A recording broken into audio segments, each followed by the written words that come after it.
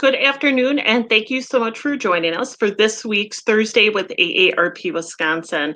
Our ticker did say it's National Dog Week, but that was last week. But we had such a great time last week with National Dog Week. We just wanted to remind people, if you have not seen that video from last Thursday, please make sure to check on our YouTube page to check out information on the benefits of adopting a dog. So, as always, I always like to start off by saying thank you so much for joining us. And please visit the AARP Wisconsin website for upcoming information about virtual events, vaccine, advocacy, and anything in between. And that website is updated on a regular basis. Also, we still have our AARP Friendly Voice initiative. This launched last year, and you can put a request in to talk to one of our 100 or over 800 trained volunteers with AARP. You could put a request in for yourself or for your loved one, and this is just a friendly voice on the other end. You could go below at the website, and then we also have a phone number that you can call, which is 1-888-281 0145. Please also remember you do not need to be an AARP member, and it is open to anybody of all ages. If you're looking to volunteer with us, even though right now we're doing most of our events virtually, we're still looking for volunteers to join our AARP Wisconsin family. If you are interested in volunteering with us, you could go to the website below to find additional information, opportunities, and also fill out an online application. And as soon as you do that, it gets right to one of our staff members and we'll connect with you. If you did not know, May is National Appreciation Month, and we celebrate it every May. And it's a declaration that encourages U.S. citizens to observe this month as a symbol of unity. And we're excited to have Steve Carter, who is with the AARP Office of Community Engagement and has been on the show many times. Hi, Steve. How are you doing today? Just fine, Amber. Good afternoon. Good afternoon, Wisconsin. Good afternoon. And if you don't remember, Steve is actually located in Illinois, but he's a Packer fan. He actually, I think, has a Packer tattoo that you were talking about. No. Okay. Not a Packer lover. Nice try, though. Okay. One day we'll get to you, Steve. So, Steve, once again, we love having you on the show. All about military appreciation, and I think a lot of people don't even know about all the resources that AARP has for our veterans and also their family. But with Memorial Day approaching this weekend, how is AARP honoring this important holiday? Yeah, thank you, Amber. Well, as you pointed out, this coming Monday is Memorial Day, and it's really when we are urging everybody to take a minute to really remember the men and women who have sacrificed so much for our nation on Memorial Day. It's a very important and very, sort of respectful holiday that we hold every year in recognition of those who lost their lives serving their country. So for this year, a couple things. I'll just share some things that we are doing or have been doing. So, for instance, last night, AARP held a program called Behind the Lines, discussing the lost voices of war. So this grew out of a project called the Center for American War Letters. And it includes a collection of letters that were written by persons who were serving in combat, many of whom ended up losing their lives before after the letters were sent and before they were sent home. So it's in many, their first or the last message that many people will hear from them. So that was a program that we did last night to really honor people who have served in general, people who have lost their lives, and also to, again, remember those persons who wrote those personal letters home or to friends or family. So that was a very, very poignant program that we conducted last night. Then also on AARP's website for veterans, aarp.org/veterans, we're running this again because it was very popular and we've run it before, is a series of 5 stories of those who have served in combat, and, inspiring stories about America's fallen heroes. And it runs going back to World War II, through the Vietnam War, and to Iraq in 2005, sharing stories, again, of 5 persons who have served, and also a group of volunteers who serve at our national military cemeteries as well. So that's just a little bit of a flavor of what we're doing this Memorial Day to honor our fallen servicemen and women. And Steve, I know the event that you were talking about last night with the letters, will that also be replayed or on demand, do you know, if people missed it? I don't know for sure, but I will find out and see if that's running. It might be. Okay, great. That does seem of interest. So definitely check the website that Steve referenced to, as my assumption is if they are replaying it, if more information will be there. So Steve, I know, we love our military, we love our military family, and we also know that it's also a month of the military caregiver. And I know we talk about caregivers a lot at AARP about, taking care of the family, and sometimes they put themselves last and not knowing where to get support. So what can you tell us a little bit about the importance of providing care for veterans and members of the military?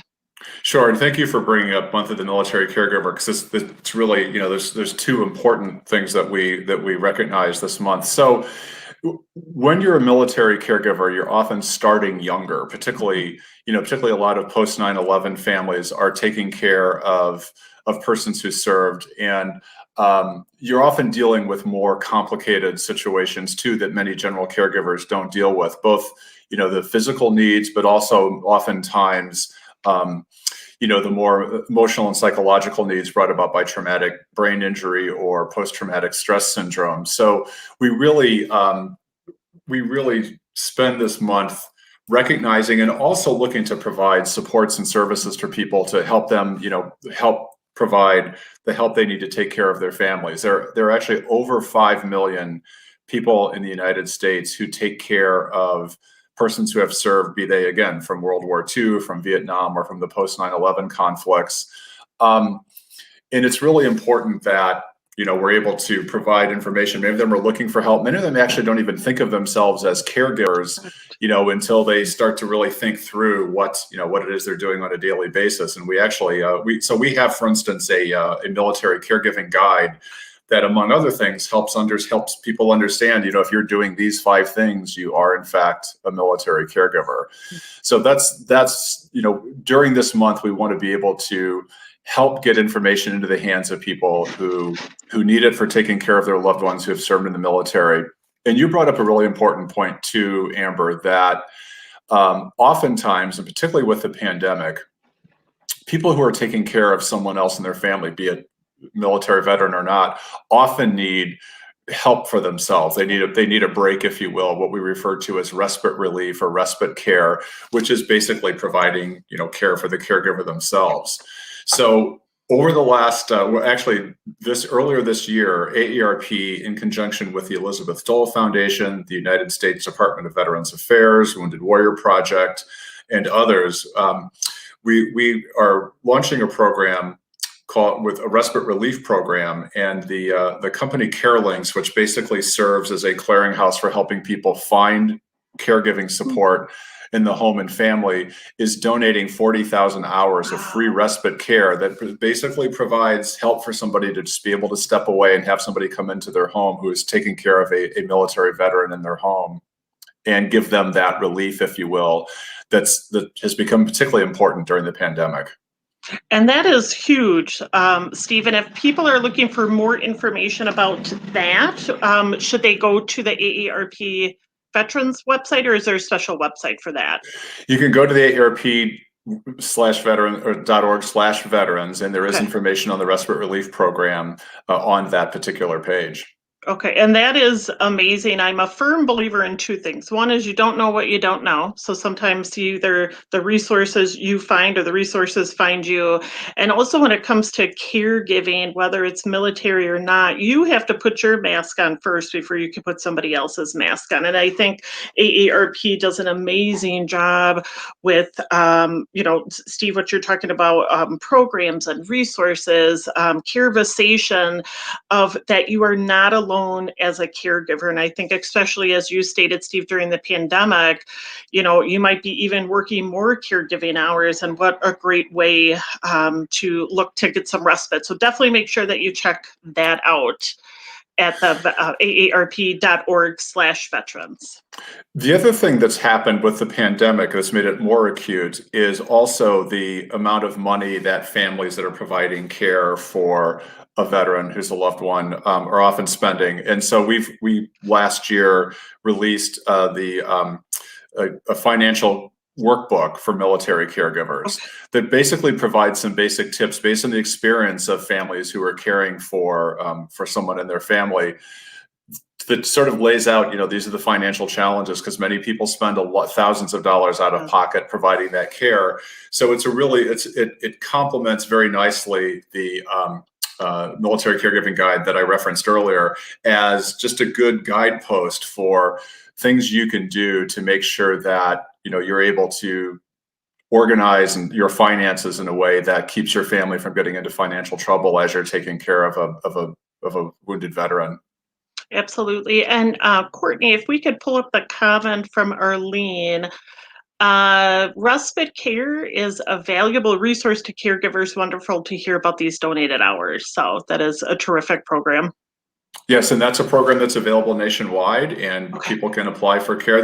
There are certain requirements for eligibility, but it's something that we are really trying to promote because it's an excellent service, and we're really proud to be a part of this, again, with the Elizabeth Dole Foundation, United States Department of Veterans Affairs, and CareLinks. Okay, we will make sure, if you are watching this in replay, we will put the website and the information that Steve is talking about in the notes. So Steve, what else is AARP doing to support veterans, military, and their families? Sure. So we have a broad program through our Veterans, Military, and Families Initiative that really focuses on areas that are important for AARP and many people 50 plus, but are also of specific and unique interest and concern for veterans and military families.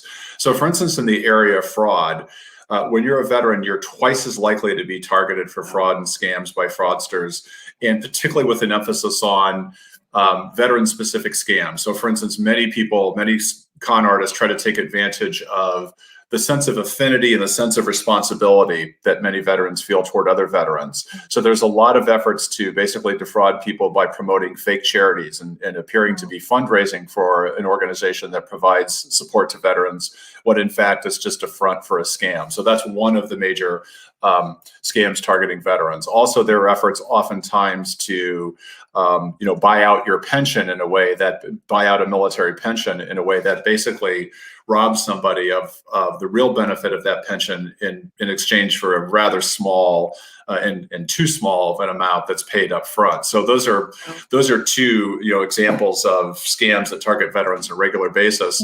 But AARP's Fraud Watch Network and Operation Protect Veterans provide ongoing updates on new scams that we're hearing about that are out in the marketplace of people targeting veterans for veteran-specific scams. And again, as we talked about earlier, veterans are twice as likely to be targeted in large part because they are a tempting target, and many veterans, it's well known that they are eager to take care of and support their fellow veterans, and that sometimes makes them more vulnerable for con artists.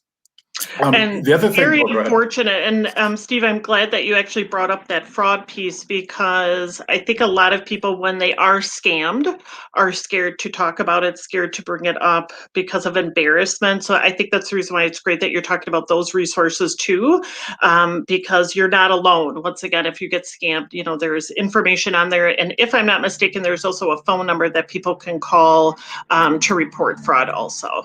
Correct. Right. And then the other area that we work in is providing information that's helpful for veterans and former military who are looking to enter the job market coming out of military service, or looking to stay in the job market if they're 50 plus, 40 plus, and trying to stay viable in their job and career. For many people coming out of the military, that first job interview coming out of the military is either their first job interview in a long time, or maybe their first job interview period. So we know that this is an area, again, for AARP generally, there's a great deal of interest in people staying in the job market, of protecting themselves against age discrimination, that type of thing. But for veterans, there's a really unique and specific set of concerns about coming out of the military, whether you've been in 5 years or 20 years, or if you served many years ago but you're looking to stay in the job market. And we have information that helps people translate properly their skills and experience that they learned and picked up in the military into the civilian job market.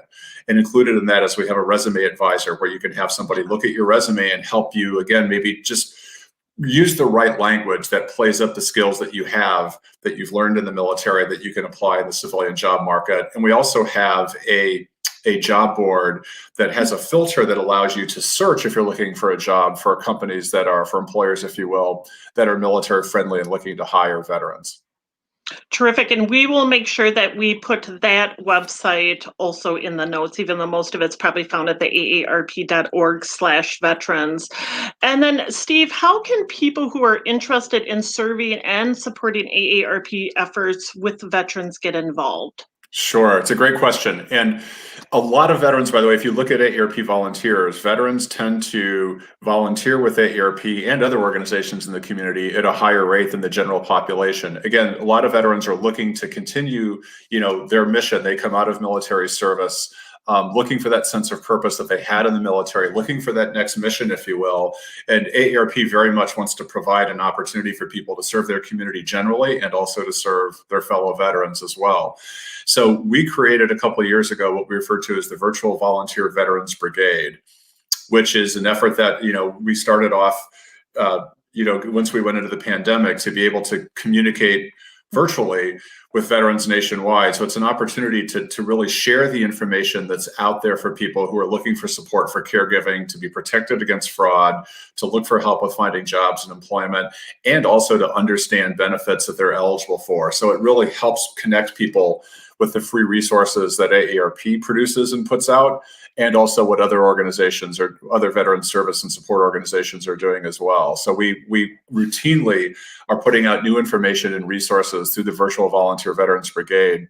And if you see the website that we have up on the screen, that's a way for people to get involved with AARP's efforts and support and further amplify the information that we're putting out on a weekly basis. Terrific. And we will also make sure to put that website in our notes to ensure if you are interested in getting involved with the AARP efforts for veterans, there is a lot of opportunities, as Steve was saying. Steve, any final comments before the end of the show on what veterans and veterans family, military families mean to AARP? Well, we have over 5 million members of AARP who have military service.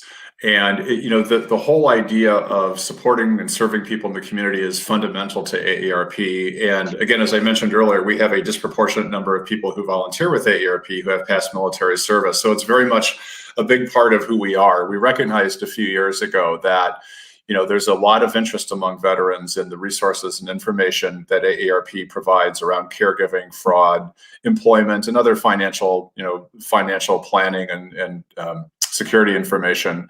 So we've packaged together veteran-specific tools and resources that we're constantly putting out, because it's very important for us to help people, be aware of these resources that are free of charge. And to be able to have them, make their own decisions and find supports in their community for caregiving, fraud, and work and jobs and financial security. So yeah, it's very much a part of who we are. It's something we believe very strongly in, and we're continuing to grow in this area every year. And there's been a tremendous response from veterans too, on our website, through our social media content, use of our resources. So we're working very hard to continue to create new opportunities and new free resources to be able to put out for veterans and their families. Great. And Steve, before we let you go, we did get one question from Arlene. Has AARP worked with the VA to share these resources? Excellent question. Yes, we now have a strategic partnership with the U.S. Department of Veterans Affairs, where on a monthly basis, AARP provides content, if you will, for the VA's website and their blog post. And then oftentimes we'll share information that we have from the VA and repurpose it and put it on aarp.org/veterans. So yes, there's a lot of information that flows throughout the veterans community, and we're using our communications platforms, communications channels to share that information. Great. And thank you, Arlene, for that question. Steve, it's always a joy to have you on the show. Your passion, not only for AARP, but veterans and their military family, always shows. You have such great information and resources. So, as always, thank you so much for joining us today. Appreciate it. And again, I just want to say we'll all be thinking about those families who have lost a loved one in service this coming Monday. And I urge everybody to take the time to remember the men and women who have served their country and made the ultimate sacrifice. Absolutely. Thank you so much, Steve. Always good to see you. And hopefully, we'll see you soon. Thank you for having me, Amber, in AARP, Wisconsin. Thank you so much. And if you happen to be watching this in replay, please feel free to share this video on your Facebook.com page or YouTube page. So as always, we like to plug upcoming events that might be of interest to you. So Movies for Grown-Ups on May 28th. There is June 1st, One Day University, The Joy of Wine, which sounds very interesting. June 2nd, Work for Yourself at 50 Plus. If you're interested in possibly starting your own business, there is a virtual workshop for that. And then also June 4th, another Movies for Grown-Ups. You can find all that information at the website below or register at the 1877 number. And always, Small Dollar Big Impact, that is a grant program that we launched last year for a grant up to $1,000 for creative, innovative, fun ideas within your community. So if you're an organization, nonprofit, municipality, etc., you could definitely look to apply. Next application is due June 16th. You can find additional information along with the application to fill out at aarp.org/capital WI and then SDBI. Next week's show is going to be all about the Great Outdoors Month, and we will be talking with the 880 cities, hopefully I'm saying that right, all about this new plan that is coming out to create awareness for us to be outdoors, which of course in Wisconsin, we're limited to a couple of months of really nice weather, so we'll be looking forward to next week's show. And as always, thank you so much for joining us. And until next Thursday, please stay safe and we look forward to seeing you soon.